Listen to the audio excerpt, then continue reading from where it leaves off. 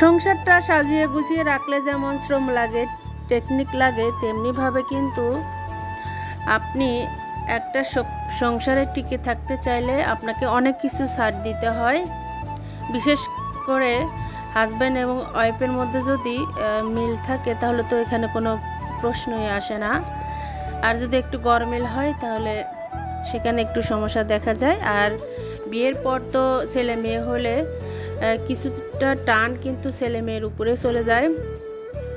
তো আমরা কিন্তু সবশেষে সবাই সুখী হতে চাই। সুখী হতে চাইলে কিন্তু আপনাকে ধৈর্য ধরতে হবে আর ছাড় দিতে হবে। হ্যালো এভরিওয়ান, আসসালামু আলাইকুম। আমি স্বপ্না বলছি চট্টগ্রাম থেকে, কাছে দূরে, দেশ এবং দেশের বাইরে থেকে, যে যেখান থেকে আমার এই ব্লগটি দেখছেন। আই হোপ সবাই ভালো আছেন, সুস্থ আছেন। আলহামদুলিল্লাহ, আমরা সবাই ভালো আছি। তো নতুন একটি ব্লগ শুরু করতে যাচ্ছি। আমি আশা করব আপনাদের কাছে ভালো লাগবে। কথা বলতে বলতে আমি কিন্তু আমার ভিডিও মানে রিলেটেড কোনো কথাই বলা হয়নি। তো যেহেতু আমার মেহমান আসবে, আমার বোন আসবে, তো আমি কিভাবে আগে থেকে মেহমান আসার আগে নাস্তা বা যে কোনো কাজ কমপ্লিট করে রাখা যায় সেটাই আপনাদের সঙ্গে শেয়ার করব। যেমন যদি কিছু কাজ আপনি আগে থেকে গুছিয়ে রাখেন তাহলে কিন্তু মানে অনেকটা সময় হাতে থাকে। আর না হলে কিন্তু সারাক্ষণ কি রান্নাবান্না করব নাকি নাস্তার প্রিপারেশনটা নিব। তো আমি ভাবলাম যে আগে থেকে একটু নাস্তাগুলো করে ডিবে ফ্রোজেন করে রাখি, তো যখন আসবে ঝটপট আমি বের করে ভেজে দিব। তো যাই হোক, আমি আগে থেকে পুরটা রেডি করে রেখেছিলাম। আর পুরটা রেডি থাকলে যে কোনো নাস্তায় আপনি এই একই পুর দিয়ে অনেক রকমের নাস্তা বানানো যায়। তো আমি আগে যে সুন্দর করে রুটি বানিয়েছিলাম ময়দা দিয়ে, আর যে এটা যে দেখছেন লাচ্চা দিয়ে আমি প্রথমে ডিমের মধ্যে এটাকে চুবিয়ে নিয়েছি আর এখন সুন্দর করে কোট করে দিলাম। এরকম করে দেখবেন, খুবই ভীষণ মজা হয়। এটা আমার নিজের আইডিয়া। তো ভাবলাম যে দেখি, সবসময় তো মিষ্টি মানে খাওয়া হয় লাচ্চা দিয়ে, এবার ঝাল কিছু করে দেখি। ভীষণ মজা হয়েছিল, সবাই খেয়ে প্রশংসা করেছে।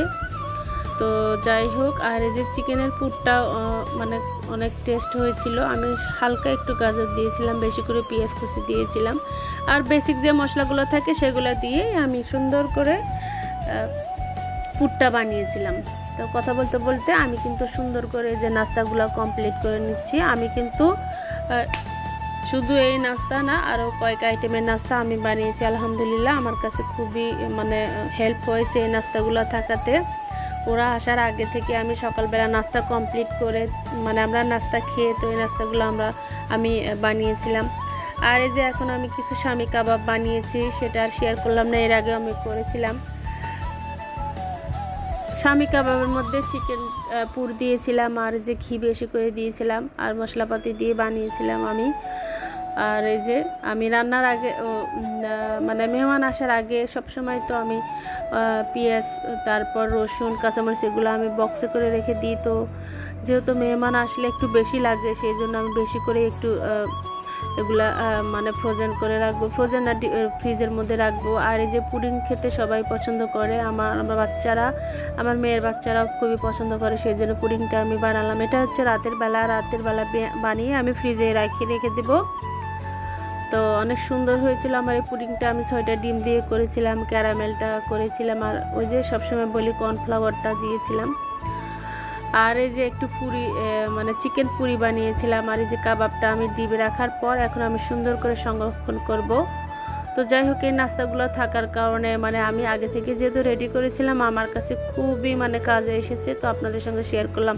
তো আলহামদুলিল্লাহ, আমার এই যে কলিজার টুকরা আমার রাফিন সোনা চলে এসেছে আমাদের বাসায়। তো ওর একটু সুন্দর মেমোরি আপনাদের সঙ্গে শেয়ার করে দিলাম। তো আমার বোনের মেয়েরা ওরা আসলে খুবই তাড়াতাড়ি চলে এসেছে। গাড়ির যেহেতু পথ মাত্র আধা ঘন্টার মধ্যে এসেছে আলহামদুলিল্লাহ। তো আমি একটু আমার ক্যামেরাতে একটু ক্যাপচার করে রাখলাম। ওই যে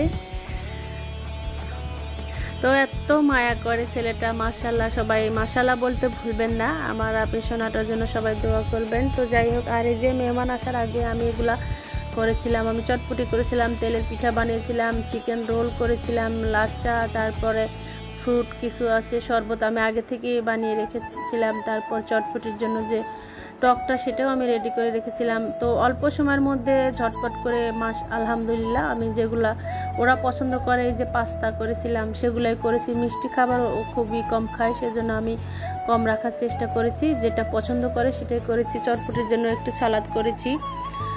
আসলে হয় কি, আরও অনেক কিছু করতে ইচ্ছে করে, আসলে সময়ের সাথে পেরে ওঠা যায় না। আর এই যে মিষ্টিগুলা, কিছু ফ্রুট আমার বোন আসার সময় এনেছিল, তো সেগুলো একটু শেয়ার করে দিলাম। তো আমার প্রিয় আপুরা, কে কোথা থেকে দেখছেন, যে যেখান থেকে দেখছেন, প্লিজ একটি লাইক কমেন্ট শেয়ার করে দিন। আর ভালো লাগলে সাবস্ক্রাইব করে আমার পাশে থাকবেন। আর এই কাজটি যারা করে দিয়েছেন তাদেরকে জানাই অসংখ্য ধন্যবাদ। আর ফেসবুক পেজ আছে, ফলো দিতে ভুলবেন না। আমাকে ফলো দিলে আমিও আপনাদের অবশ্যই ফলো দিয়ে দিব।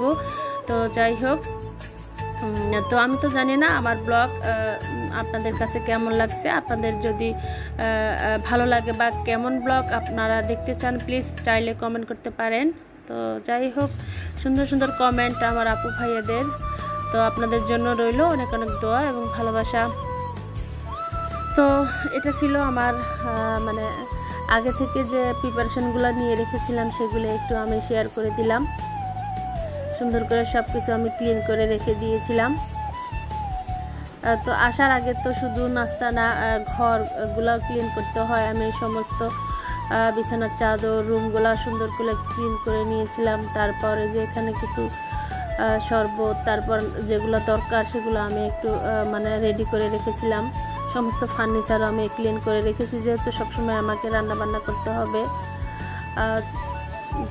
সেই জন্য কিন্তু আমি যে সব কিছু সুন্দর করে গুছিয়ে নিয়েছিলাম। তো এখন এটা হচ্ছে আমার মানে মেহমান আসার আগে যে রান্নাবান্নাগুলো করতে হয়, সেগুলোও একটু আপনাদের সঙ্গে শেয়ার করে দিলাম ঝটপট। তো আসলে প্রথম যখন মানে যেহেতু এখন গরমকাল, তো গরমে ভারী খাবার যেমন গরুর মাংস বলেন, এগুলো আসলে অনেক গরম। ভাবলাম যে আগামীকাল আমি এগুলো বানাবো। তো আমার অনেক দেরি হয়ে গিয়েছিল, সেই জন্য যেগুলো সহজ তাড়াতাড়ি হয় সেগুলো একটু রান্নাবান্না করছিলাম। যেমন এখানে চিকেনটা আমি রান্না করছি, এই যে তেলের মধ্যে চিকেনটা আগে থেকে আমি ভেজে রেখে দিয়েছিলাম। আর এখন এই যে ভালোভাবে কষিয়ে আমি সুন্দর করে এটাকে আমি এই যে রান্না করে নেব। তো আসলে রান্না আর ডিটেলস শেয়ার করলাম না, আমরা রান্না তো মোটামুটি সবাই পারি। আর এই যে এই পাশে আমি একটু ঢেঁড়সটা ভাজি করে নিচ্ছি। তো ঢেঁড়স আসলে আমরা সবাই খেতে খুবই লাইক করি। তো ভিডিওর মধ্যে ভুল ত্রুটি হলে প্লিজ আপনারা ক্ষমা সুন্দর চোখে দেখবেন। তো যাই হোক, ভালোভাবে কষিয়ে নেওয়ার পর আমি কিন্তু এই যে এখানে একটু পানি অ্যাড করে দিব। আর চিকেন বা গরুর মাংসের মধ্যে একটু গুঁড়া দুধ দিলে খেতে খুবই টেস্ট আসে, চাইলে ট্রাই করে দেখতে পারেন। টমেটো থাকলে দিয়ে দিতে পারেন। টমেটো আসলে অ্যালার্জির কারণে অনেক রান্নার মধ্যে আমি টমেটো স্কিপ করে যাই, কারণ প্রচুর অ্যালার্জি হয় সেই জন্য। তো যাই হোক, ভিডিওটি একটু বড় হয়ে গিয়েছে, প্লিজ আপনারা ক্ষমা সুন্দর চোখে দেখবেন, টেনে টেনে দেখবেন না। সম্পূর্ণ ভিডিও দেখে তারপর ভিডিও রিলেটেড একটা কমেন্ট করবেন।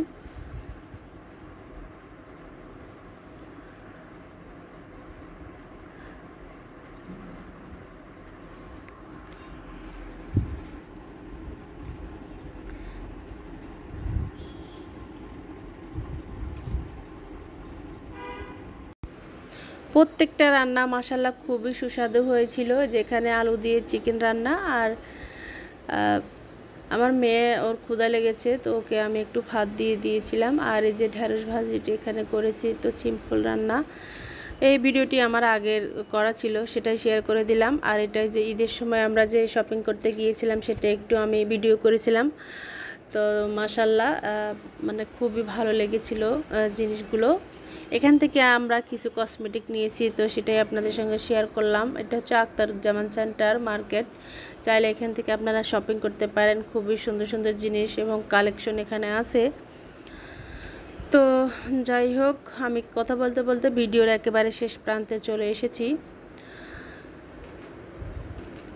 তো অনেক ভিড়ের মাঝেও আমাদের কেনাকাটাগুলো কমপ্লিট হয়েছিল। এটা ছিল বিকেলবেলা, তো একটু আমি সেমাই বানিয়েছিলাম ঘি দিয়ে, বেশি করে দুধ দিয়ে, ভীষণ মজা হয়েছিল। সবাই ভালো থাকবেন, সুস্থ থাকবেন, দেখা হবে কথা হবে নেক্সট কোনো ভিডিওতে। ততক্ষণ পর্যন্ত সবার সুস্বাস্থ্য কামনা করে আমি এখানেই রাখবো। আল্লাহ হাফেজ, take care, bye bye. Thank you for my watching video.